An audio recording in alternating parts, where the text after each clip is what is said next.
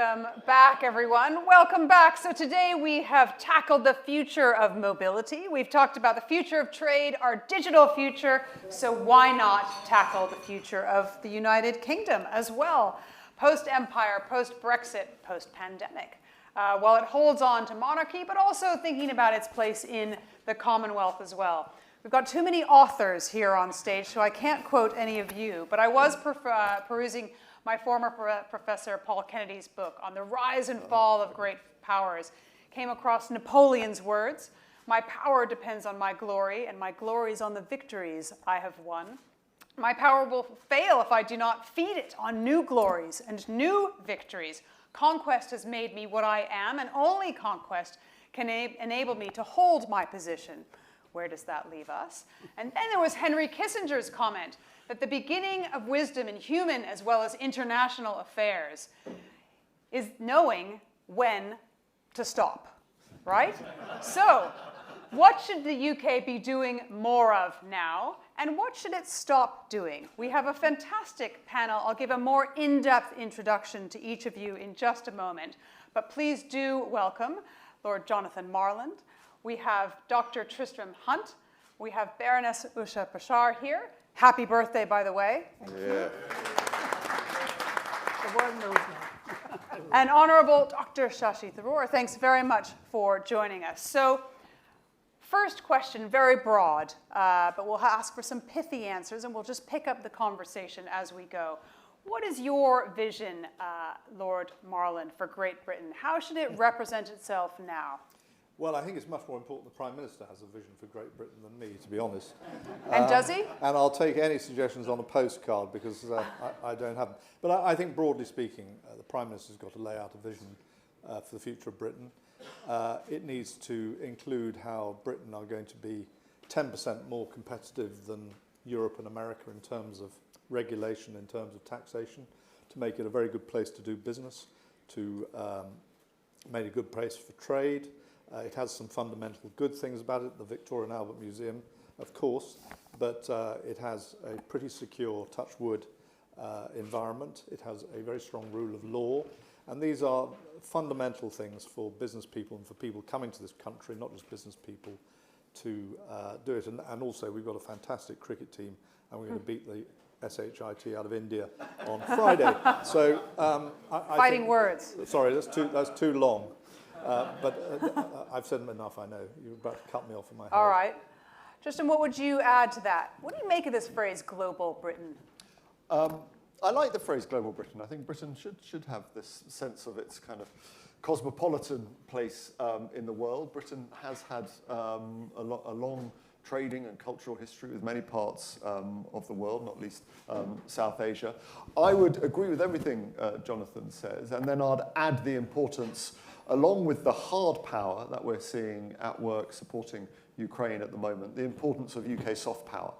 We are a very, very creative island, and whether it's music, whether it's drama, whether it's literature, whether it's museums, whether it's film, Britain has this great reach and strength. And my worry, sitting where I do at the Victoria and Albert Museum, is that policymakers don't give enough support to the long-term demands to kind of keep that going in terms of our education policy, that we have to keep that creative impulse at the heart of what we seek to do around the world, because we're very, very good at it.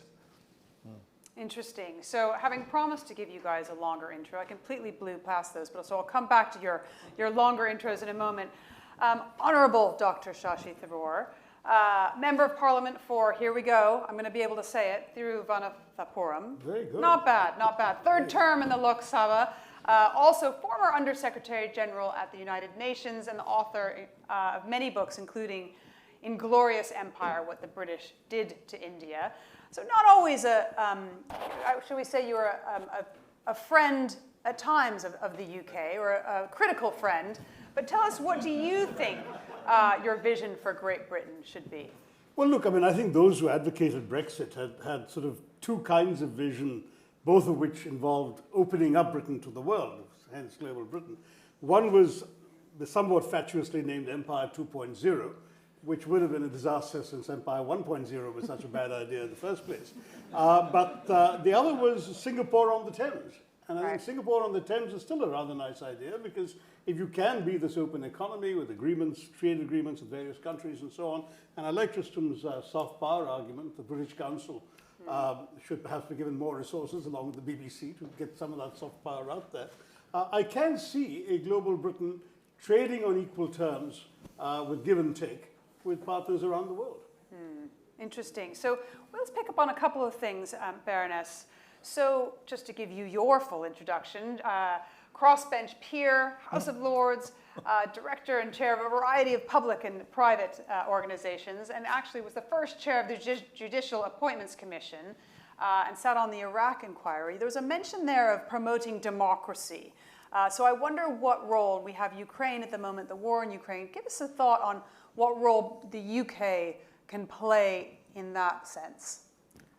I mean, from my point of view, going back to the question about global Britain, and I will come back to the question of democracy, I think Britain has always been global. You know, seafaring nation, of course it had an empire, and post-Brexit, I think it's at a cusp in a way. You know, it's trying to define its role, what it needs to be, and I think the potential is phenomenal, because I think we've already heard the question of the soft power.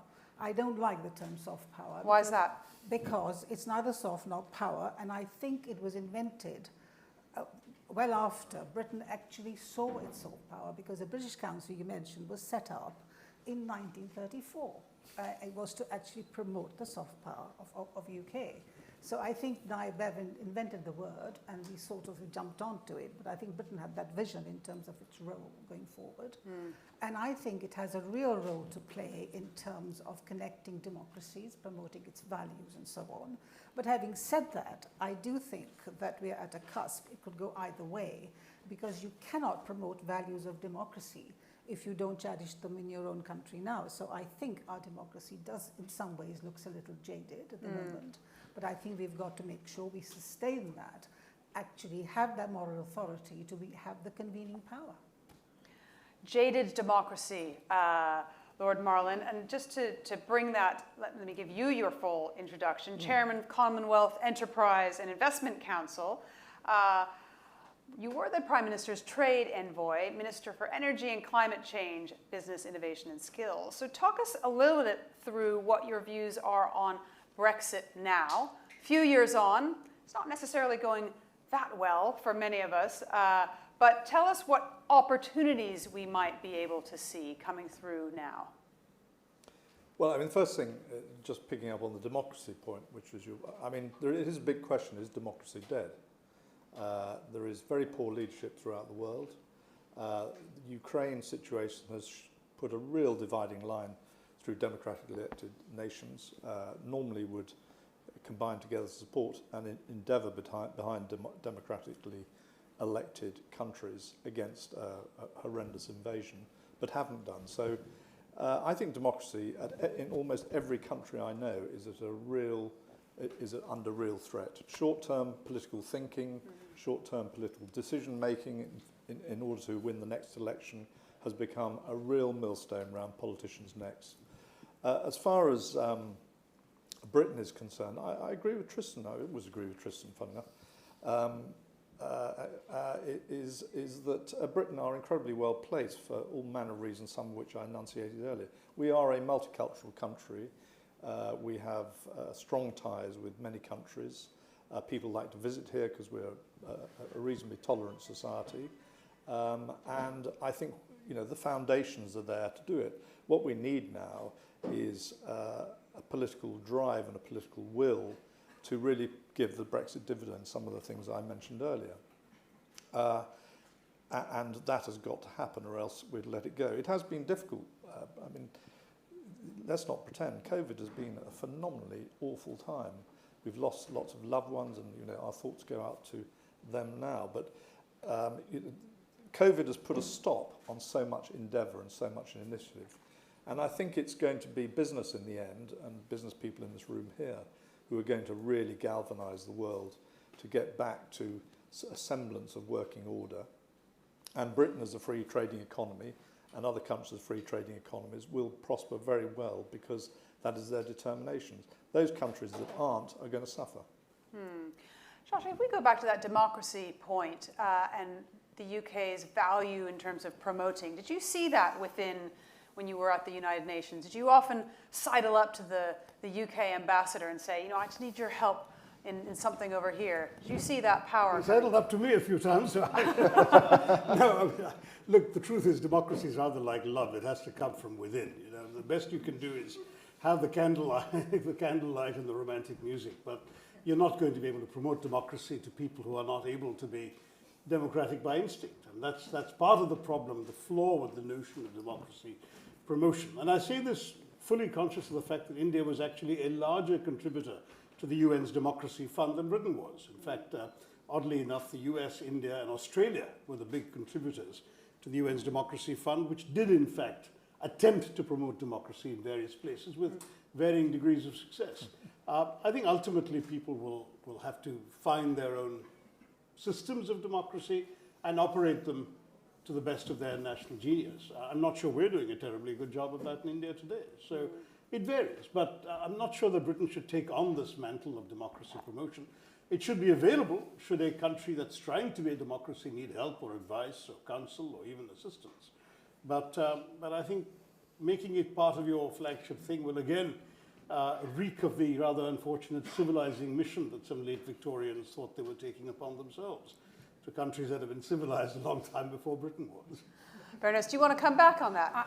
I do, because I agree with you up to a point, but I think it's not kind of trying to implant democracy as they tried to do in Afghanistan or Iraq, but it's a question of the values that actually underpin democracies. And I think Britain can have that convening power because in a sense that it has over the years, through a soft power, had values. Because when I was a British Council, one of the things which was constantly said to me, they would want Britain to teach education simply because the values underpinned by that. So I think coming together in that sense is quite important. I mean, you're right. I mean, we can't impose and take the flag and say, we become democratic. But I think what Britain has to do is, with humility, be the convening power and promote the very values which will nurture democracies in these countries. When asked by others. Well, of and course. by the way, on soft power, you should know the Alliance Française was established in 1870. Yes, the of French course. beat you Of course to I do. I know it is. But I just feel that we jump onto it because Joseph Nye coined it. That's right, of course. But Just Britain started. I feel that soft power is getting a bad look in here. Come on, let's stand up for what culture can do. Yeah, I mean, and on the democracy point, in which soft power plays a really important part, there is, for better or worse, institutional knowledge within the UK, because over the course of the 20th century, the UK, through colonialism and then post-colonialism, was writing, tens, if not hundreds, of written constitutions around the world. And they forgot to do one for the UK, but this was so. In terms of, as it were, civil society and structures connected to civil society, there's a prehistory there. But also, I think there's scaffolding that can be supplied for an ecology of democracy, and that's about a free media, it's about free institutions, it's about well-functioning businesses, it's about the rule of law, it's about the judicial, and if you put all that in place, then you're giving democracy more of a chance. But we have to watch ourselves at the same time. We've seen what happened in America, where democracy, A, almost fell, and B, seems under a great deal of strain. And I think Jonathan's right. There's a kind of backwash against it at the moment. So without sort of overhyping the role of a museum of decorative arts, but the role of museums, whether it's the British Museum or the V&A or other institutions such as the House of Lords, are really important, because democracy is more than about a single vote at a single point. And that was always the kind of cancer of referenda, because they're incredibly divisive. They're sort of a notion of a pure democracy, which then I think has terrible long-term consequences for the ecology of democracy, which we're dealing with, I think, in the UK at the moment. Anything to add there, Jonathan? Well, no one can add to a great voice like Tristram. Let's move on to a free trade deal.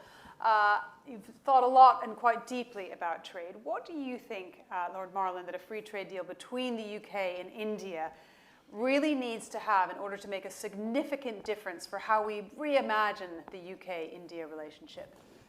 Well, it inevitably has to have a bold vision and serious trust on both sides. I'm very sceptical about trade deals on the whole. I advise the Prime Minister we'd never do a trade deal with America, which is going to be this panacea. Anybody who's dealt with the US FDA knows they're always going to try and better you, and we would inevitably come off worse from it. And I think that could be the problem with India. It's, you know, the principles. What are you worried about? Well, I'm worried about the Indians' approach to a trade deal. You know, I think the officials, the principals will, you know, grandstand and say we've done a great deal with India, and by the end of it, it'll be quite a narrow trade deal, which will be very complicated, and I'm afraid will end up in difficulties with the Indian bureaucratic system. Sorry to be frank about it, but that's just a point of view.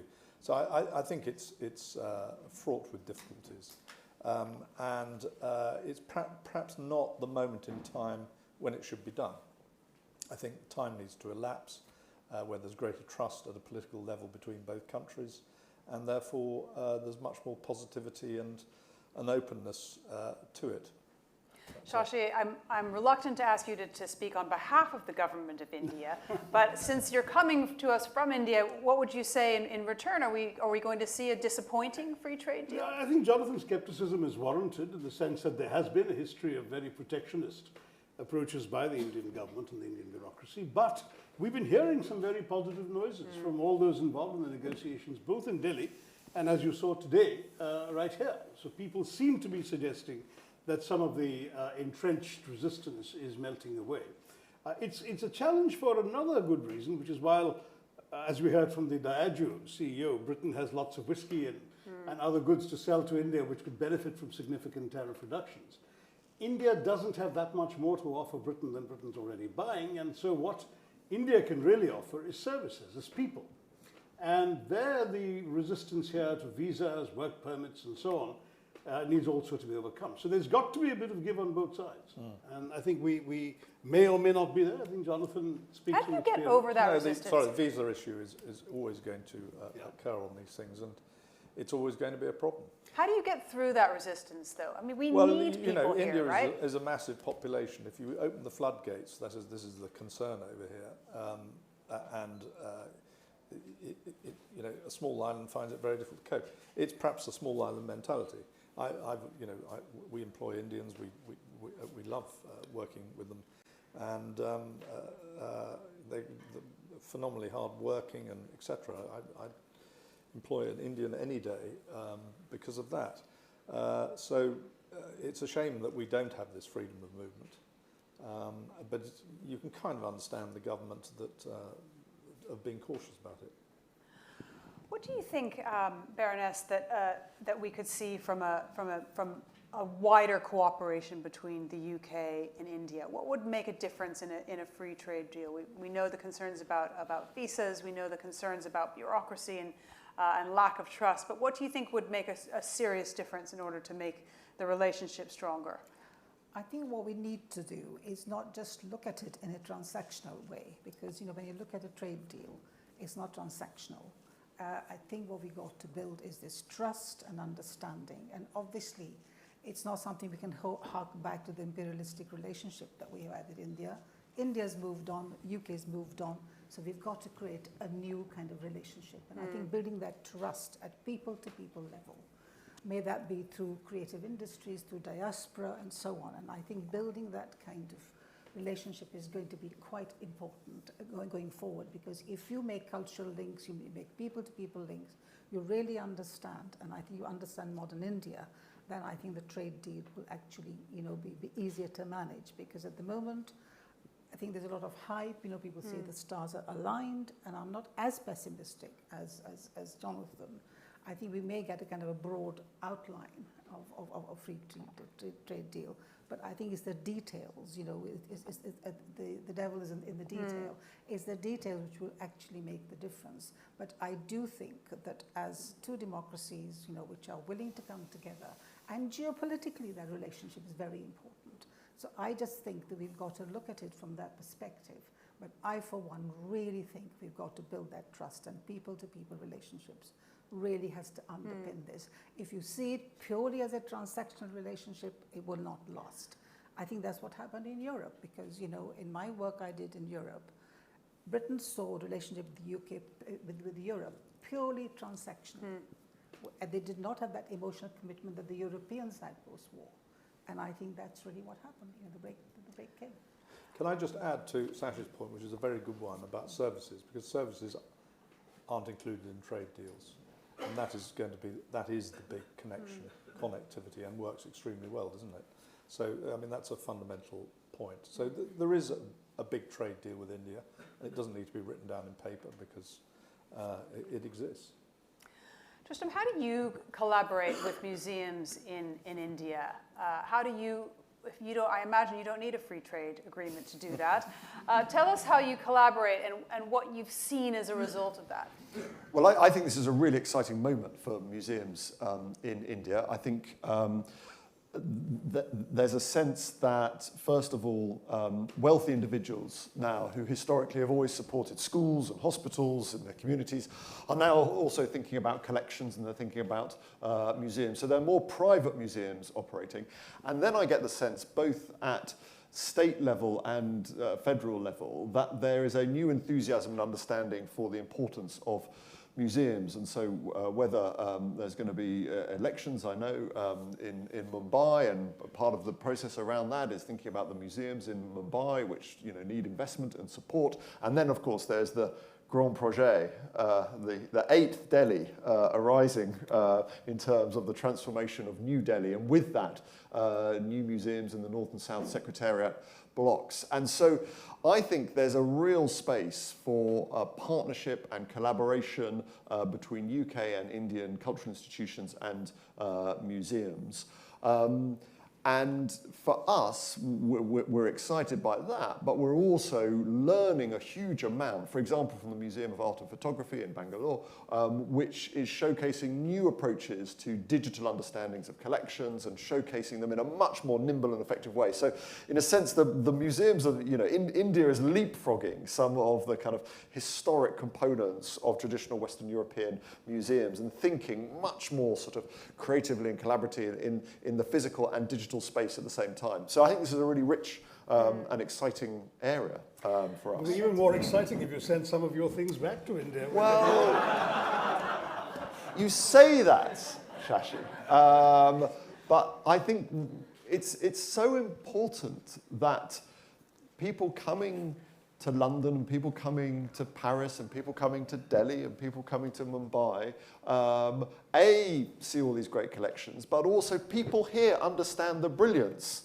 of the tradition of making and design and craft in South Asia.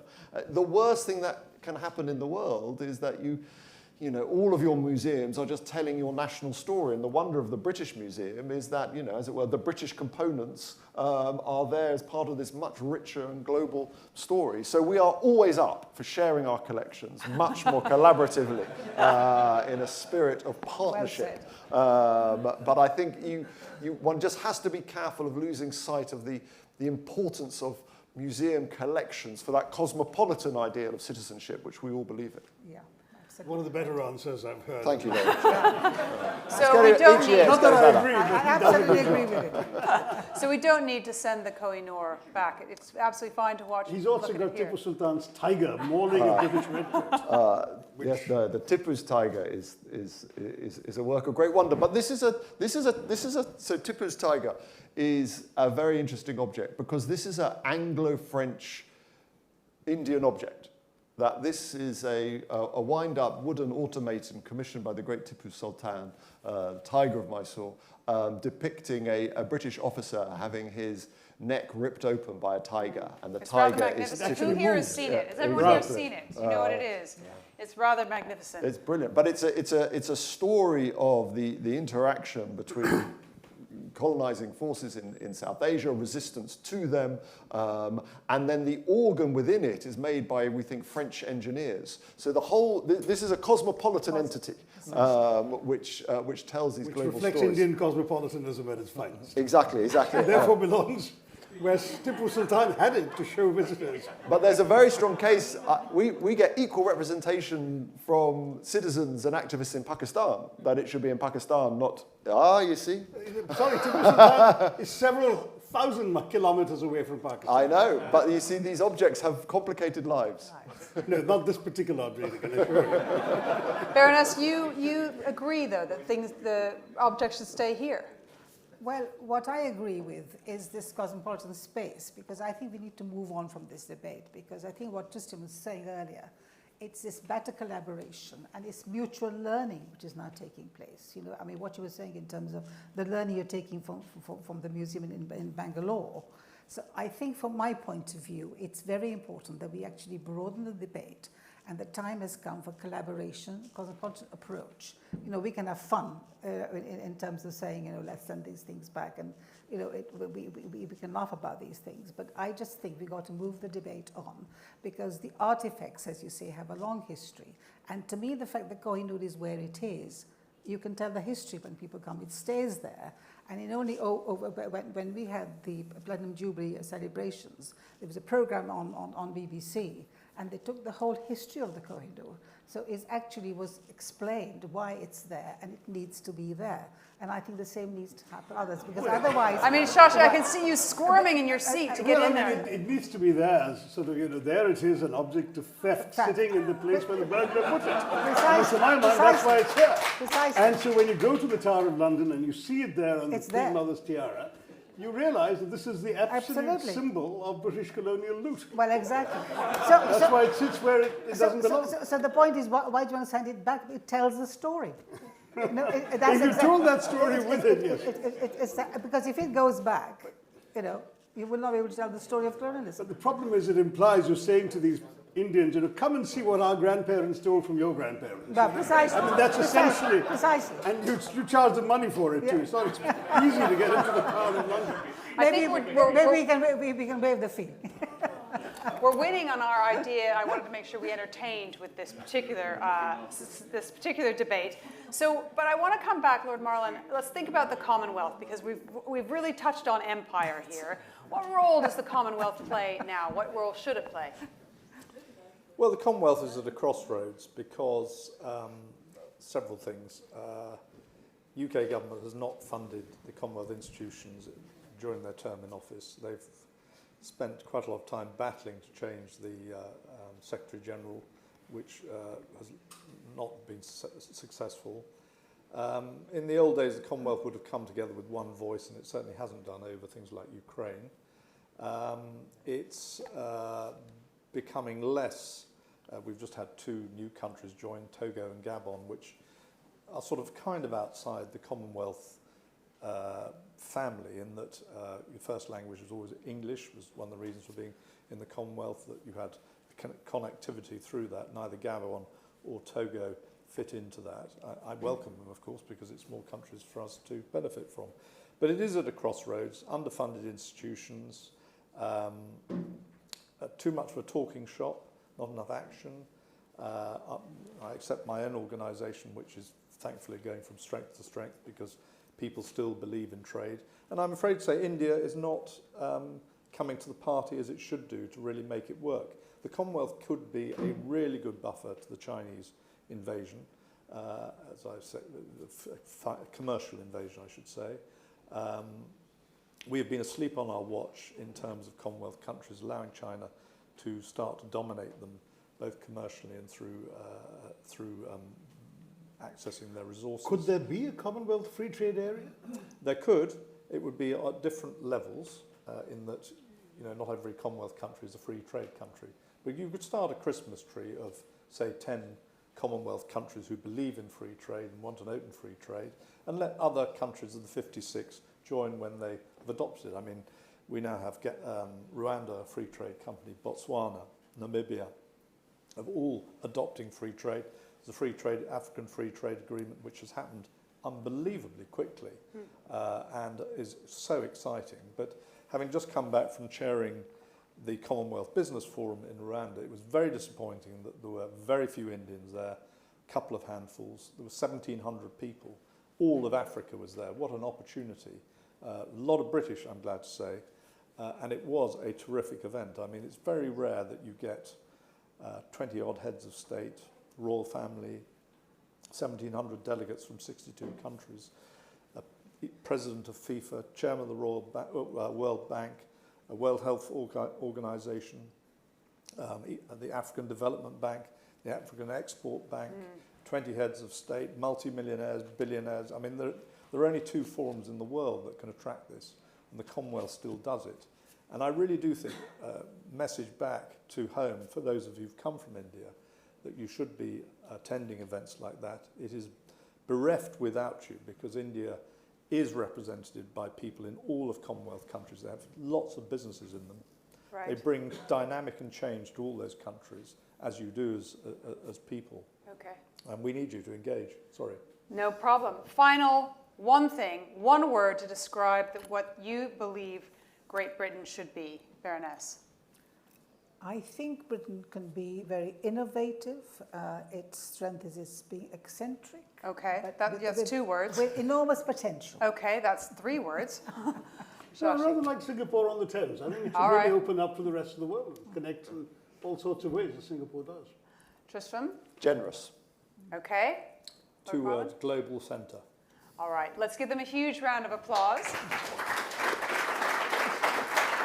There's anything-